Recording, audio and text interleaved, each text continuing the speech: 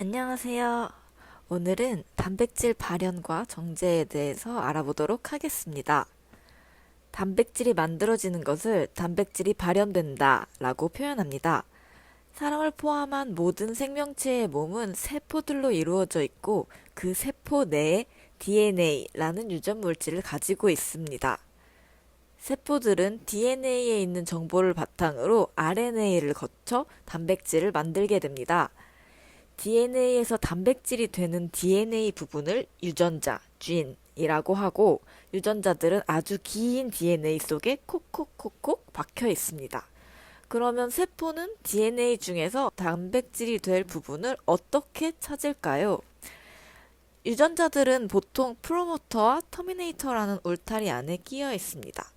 그리고 RNA 폴리머레이즈가 DNA에서 프로모터 부분을 찾으면 그 부분부터 시작해서 RNA로 만들어내고 이것이 그 후에 라이보솜에 의해 단백질로 변환됩니다.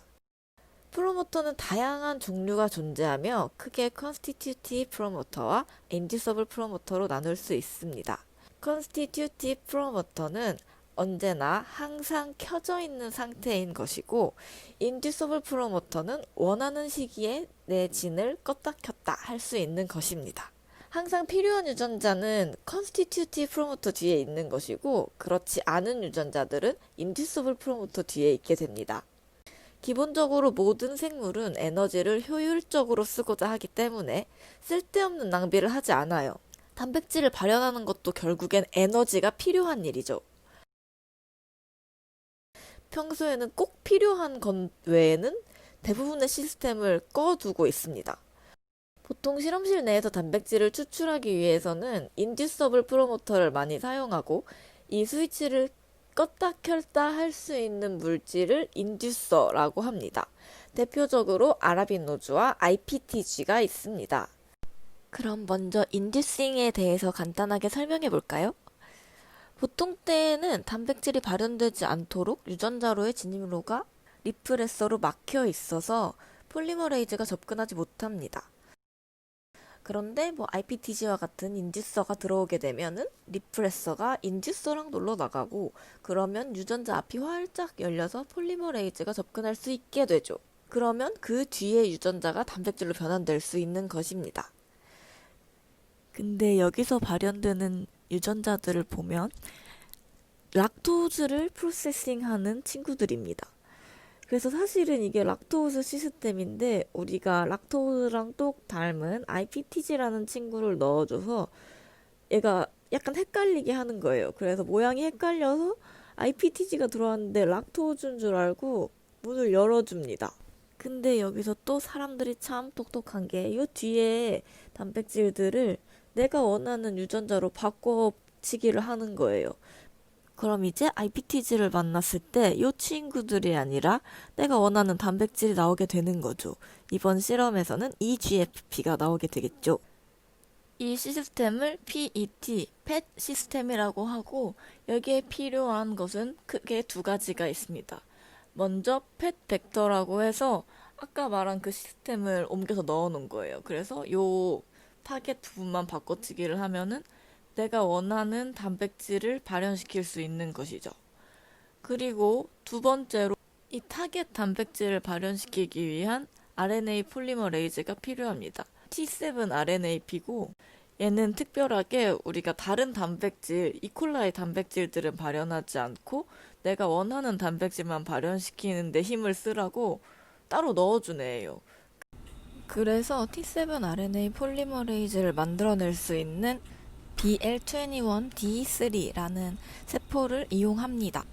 정리를 해보면 아까 말한 타겟진이 들어있는 펫 벡터와 T7RNA 폴리머레이즈를 만들어낼 수 있는 세포인 BL21DE3 이 두 가지가 필수적인 요소라고 할 수 있습니다.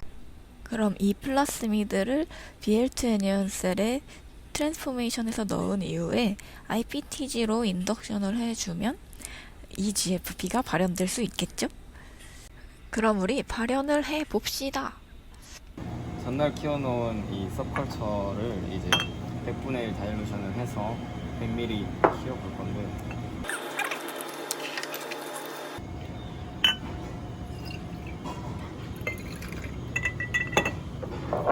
젤리 100ml 담고 암피실린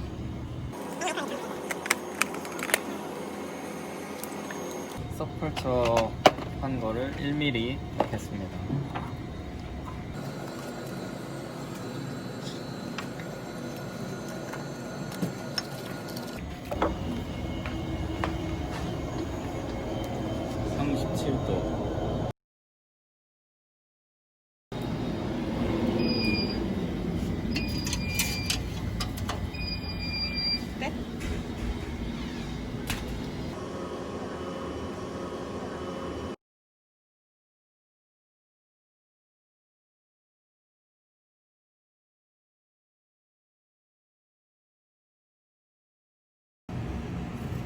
이 오버나잇 동안 인덕션 한 거고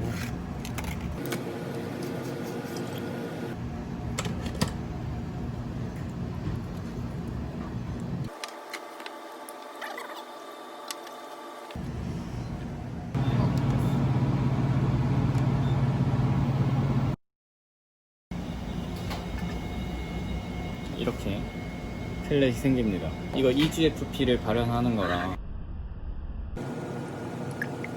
10mm를 이렇게 풀어줍니다.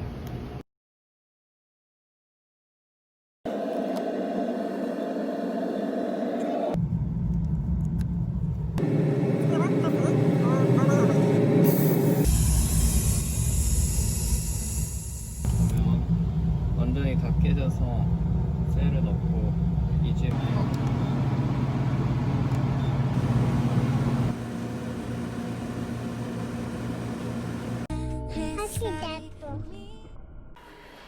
이제 정제를 할 건데 정제는 NINTA Affinity Chromatography법을 이용할 것이랍니다.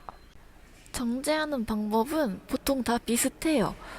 DNA 정제할 때 알려드렸던 것과 비슷한 원리로 진행됩니다. 이것도 컬럼을 이용하고요. 다만 컬럼을 이루고 있는 물질이 NINTA라는 것일 뿐입니다.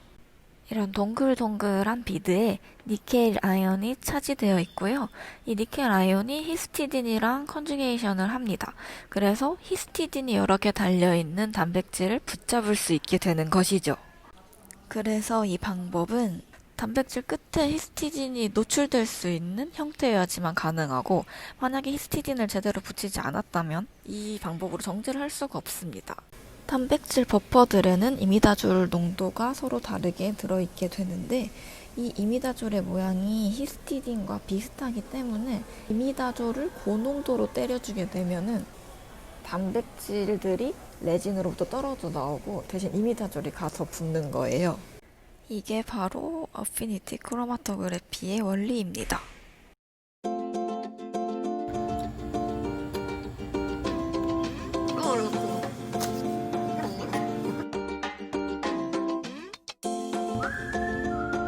C를 달면 돼요.